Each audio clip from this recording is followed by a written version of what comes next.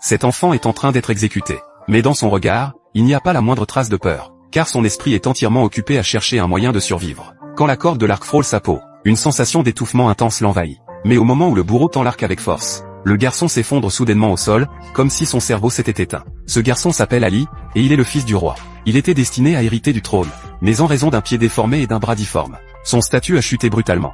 Depuis que sa mère a été accusée à tort de trahison et poignardée par le roi lui-même, Ali a vécu dans une condition pire qu'un esclave. Le roi le soupçonnait aussi d'avoir pris part à la trahison. Sous l'influence perfide de ses ministres, le roi a fini par couper tout reste de compassion. Quand il a tendu l'arc au bourreau, Ali n'aurait jamais cru que son propre père irait jusqu'à vouloir le tuer. Pour survivre, il a eu l'idée de simuler un évanouissement à cet instant précis. Depuis ce jour, il a commencé à jouer le fou, parce que c'était sa seule chance de rester en vie. Et il a joué ce rôle pendant 20 ans. Pendant toutes ces années, il est resté impassible, le regard vide, comme s'il avait subi un traumatisme profond. Il ne parlait jamais. Les soldats du roi se moquaient régulièrement de lui, osant même lui arracher son épée en bois qu'il gardait toujours sur lui. Heureusement, ce jour-là, la princesse du deuxième prince héritier est intervenue, forçant les soldats à reculer. Le roi, pris de remords envers ce fils, décida alors de le fiancer à la fille d'un chef de clan voisin. Il prépara 8 servantes et une charrette remplie de bijoux en guise de dot.